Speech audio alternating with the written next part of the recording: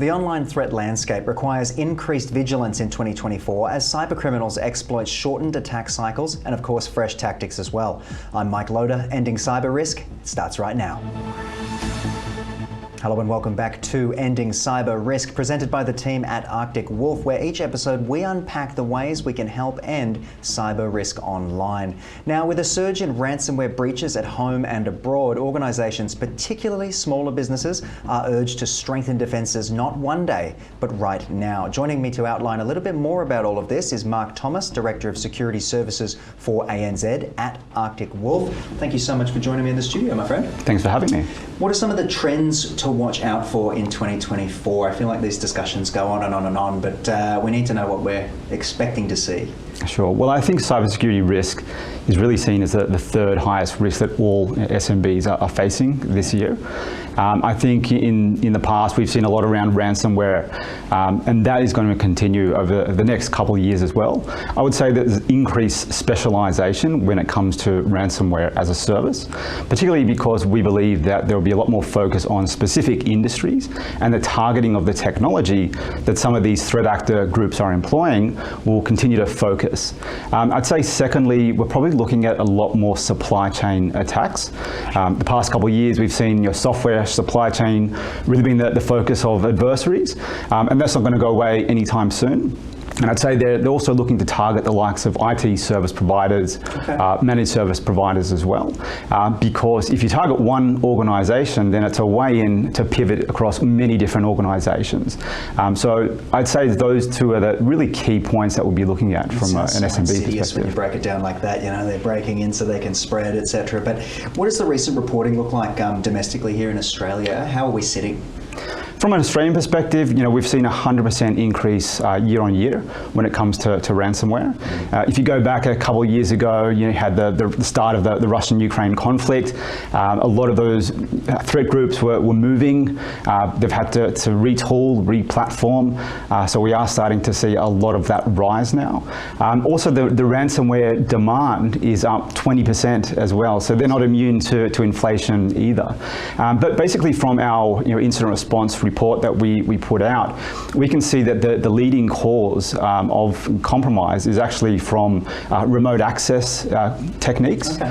So you think about the shift to working from home, where a lot of businesses and people were operating from cafes and home rather than the secure grounds of the enterprise.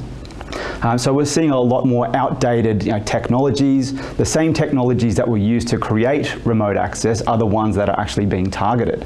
And that can also be through compromised credentials as well. So we're seeing about 76% of our compromised data is really focused on the software compromise. Just on that, how is the business of cybercrime changing? I know that they're organised in many cases. What new behaviours can we expect to see from these threat actors? Are they all sitting in almost like call centres and such still? Well, cybercrime is borderless, right? They can operate from any country, at any time of day, and they're actually behaving like legitimate businesses are as well. So they have their own research and development team who's looking to create new types of attack techniques.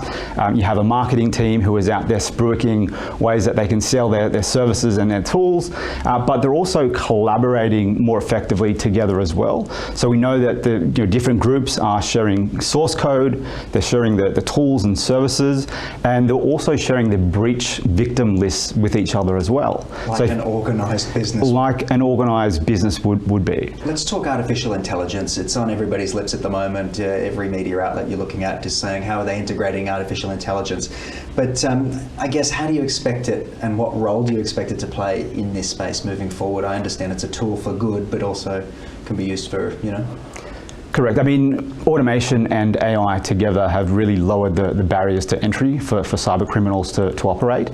I think in the world that we live in, we're increasingly leveraging technology, personal lives and in work lives as well, and it all revolves around that data. Threat actors are looking to target that data because it has value. So placed into the wrong hands, it can be very disruptive to individuals and organisations. So I think as we see the likes of generative of AI. We'll see more fake phishing emails that are crafted in a way that's very difficult to discern whether it's from a legitimate person or not. We'll probably see more deep fakes. Yes. The infamous videos recreating people's faces and things like that. Audios and videos. And a lot of that information can be pulled from social media platforms, the dark web, and it be crafted in such a way that it's very effective and it's very personalized to the individual. So it means that there's more likelihood that the victim will actually click on that link or open that malicious file. Yeah, so just to summarize for us, when it comes to the threat landscape, what would you say we're sort of looking at in 2024? Attack volumes will be increasing. The sophistication is also increasing, leveraged through AI.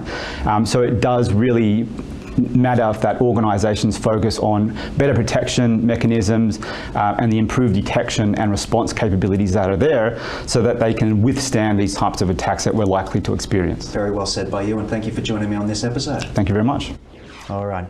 That's the program for now. Be sure to head to tickernews.co for more. I'll see you again soon. You're watching Ticker. We'll have more in just a few minutes.